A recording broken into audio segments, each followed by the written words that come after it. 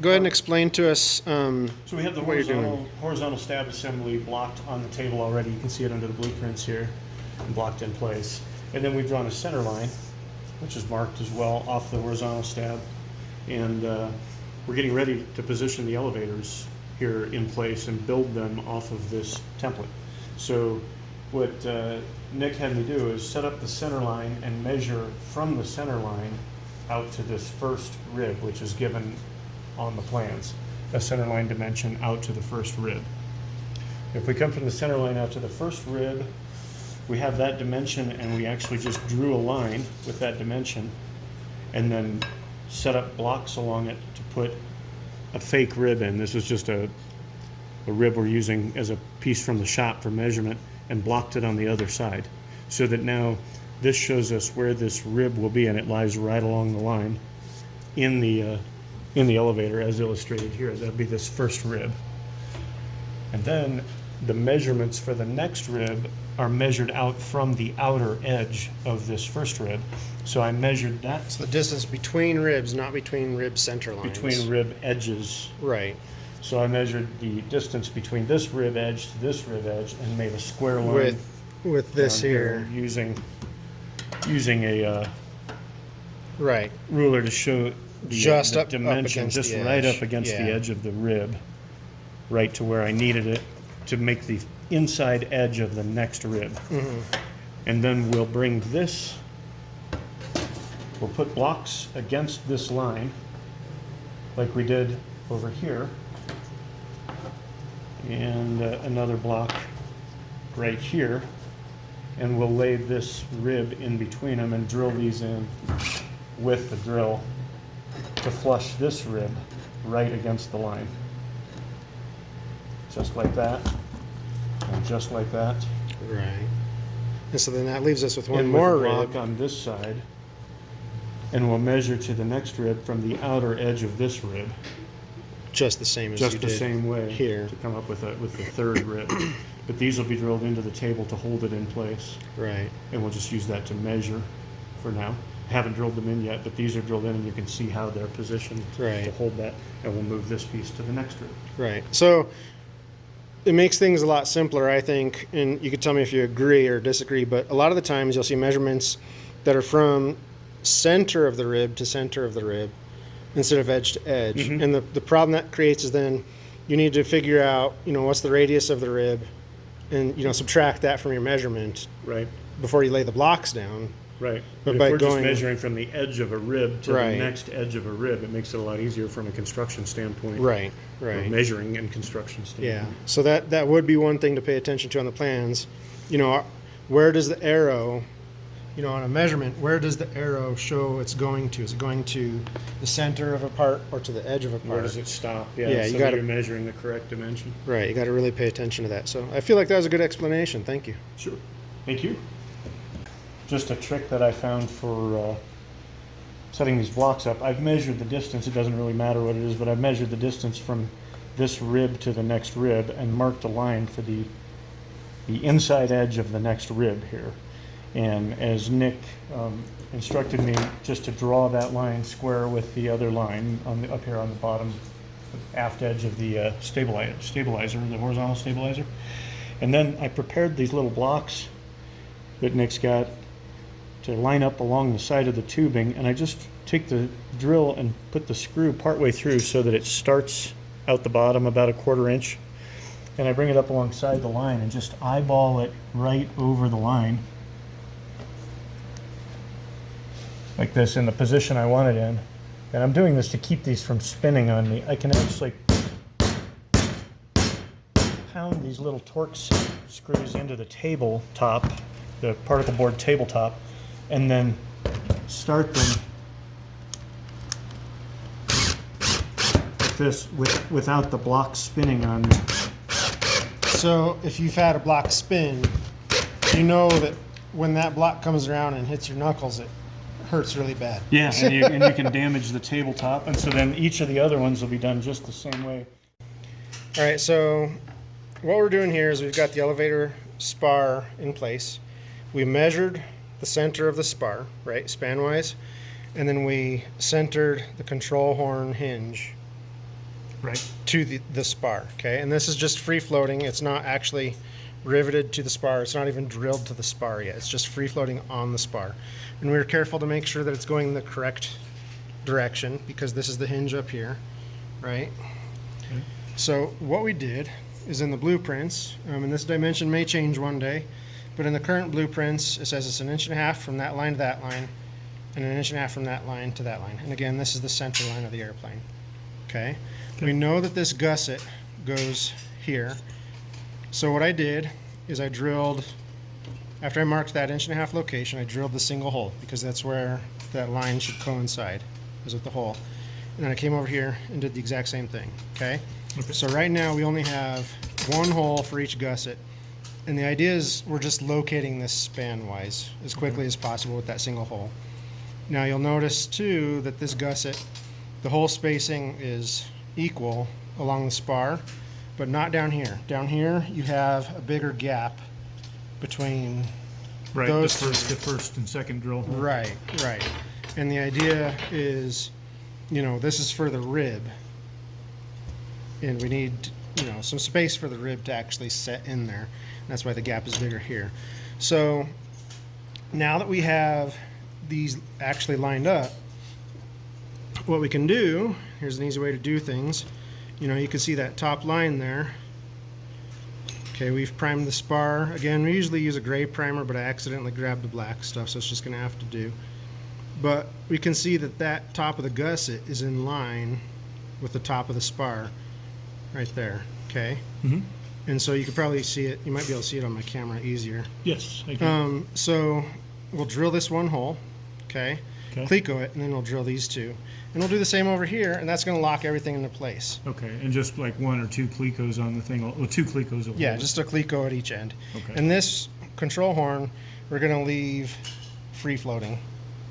We're not gonna touch this now at all. Because we're not going to anchor it to its Right. final angle until we're sure. Right, but we still want it in place because we want to be able to rivet these into place, right? Okay. After they're deburred and properly dealt with. So, according to the plans, we're going to do a gusset here. We'll do a gusset and a rib here, and then we're going to do a hinge, okay? Okay. And as we do the hinges, we're going to make sure that they coincide with the hinges on here. And this hinge, again, is not yet in place. It's the partial hinge that goes on. And screws together. It rivets to this. It's not like a sleeve type of hinge Okay. where we have to put it on first. Now this one is a sleeve hinge, so we'll get it in position.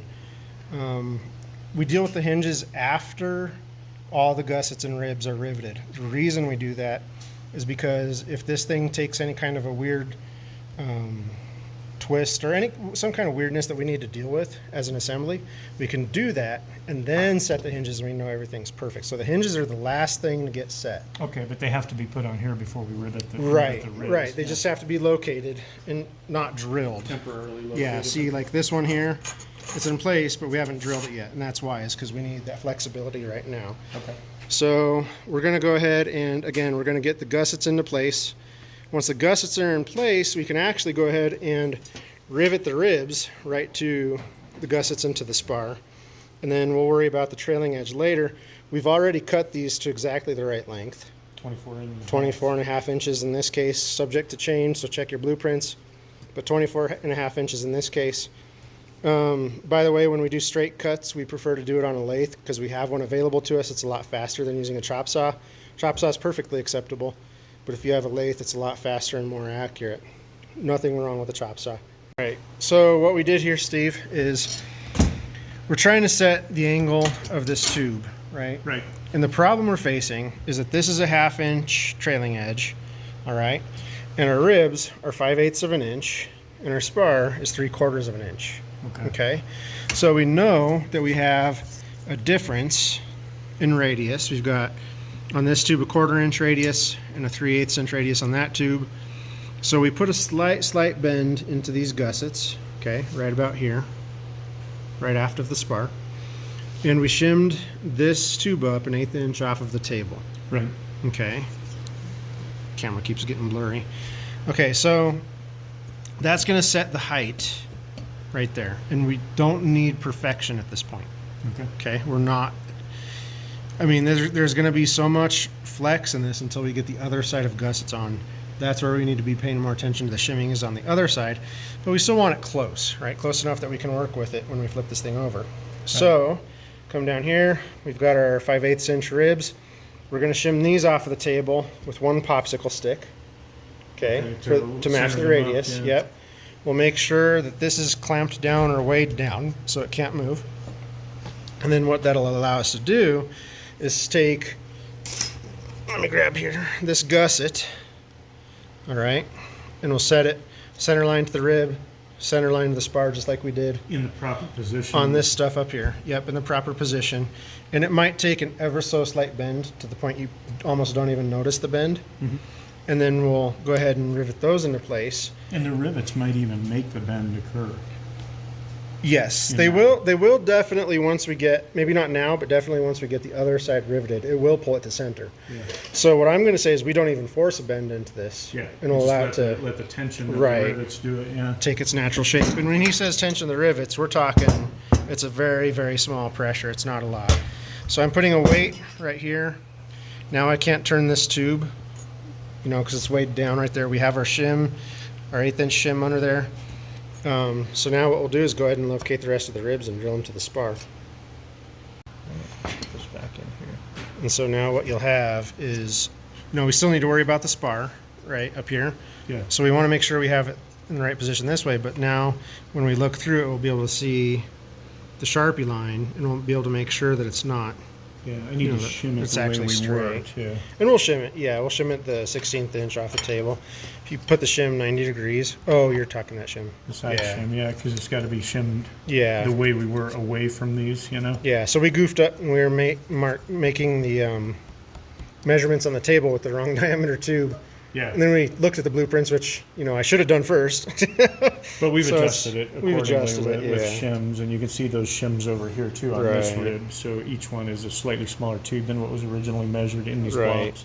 And then we'll also shim it up the 16th inch with popsicle sticks going, you know, perpendicular to the tube. Okay. And then we'll have you go ahead and position that and Drill it. drill And it. we'll want to prime the back of that. And then we'll prime it. Yep, we primed, for the record, we did prime the back of those. And then we'll, Okay. you know, yeah, so. We've got the elevator ribs here now down to the end of the trailing edge of the elevator, and at the trailing edge of the elevator where we've shimmed them up, we've noticed there's a little just tube differential between these ribs and the outer tube that where the gusset's going to go over it, we want to find a way to smooth it. So we thought of either taking like a bucking bar, like a tungsten bucking bar or something, putting under it, flattening these rib tubes to meet the trailing edge tube, or Nick had an idea of just beveling these off just a little bit with this rotary grinder, so we could bevel off the end of the tube so it fits under the gusset. If I know how to use this.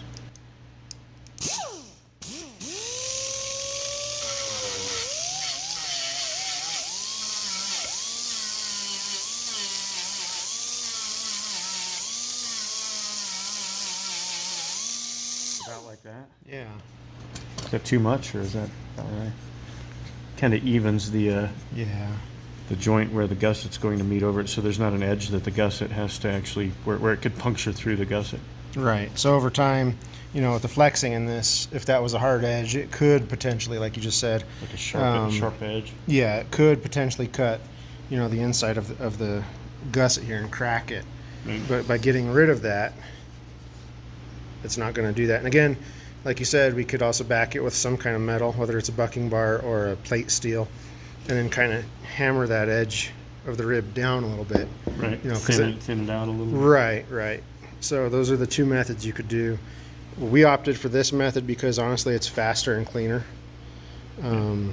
So it all, again, it's builder preference for stuff like this. Another thing you can see too is this trailing edge. Again, from the factory we pre-bend these, but you're going to need to do a little tweaking. And this one was surprisingly close, but this up here is naturally trying to flex in. You can see we drew a line on the table that coincides with this leading edge. The reason we drew that line is because we want a smooth transition. So what we did is had him put a block here And what that allows us to do now is pull this out to match, perfectly match here at the gap. Yeah, it looks like And- we might need to trim that a little more. Well, too. there's and so we trimmed it long. Remember, we'll trim that to the proper length after it's all riveted together. Oh, okay. But this block here requires a shim. Mm-hmm. With that shim in there, we've got a perfect transition from leading edge to trailing edge right here. Keep it on the line. Right. Now, one thing that I want to point out is right now, the way we have this set up, the elevator is not shimmed to the same center line as the horizontal. Right. Right. So when we go to, install these hinges, they're still free floating. When we go to install the hinges to each other, pin them, we're going to have to reshim the elevator up to match the center line of this, Okay. which I believe this is 1 1/8 inch tube. So the center line is going to be 9/16 of an inch up. So we'll reshim it at that point. But right now we're not quite there. We're just trying to get the general pattern, the general shape. And you can see too that we've left out this rib. Which will lie. We'll deal with this rib after the trailing edge right there is riveted at the corner, because what that's going to do is allow us, and this isn't the right tube of course because it's too short, but it's going to allow us to come in and trim the tube to fit this right here properly. It's kind of a trim to fit thing, and those are the proper tubes over there. But so yeah, that's why that so one of rib. these longer tubes will lie Right. here and be trimmed to fit along Right. this diagonal. Right. And so that's why that's not in place just yet. So pretty straightforward, pretty easy. We're priming gussets as we go. We'll deburr this all and rivet it together, and here in, just a few hours we should have both sides cleat coat. It's a pretty Yeah. quick job. So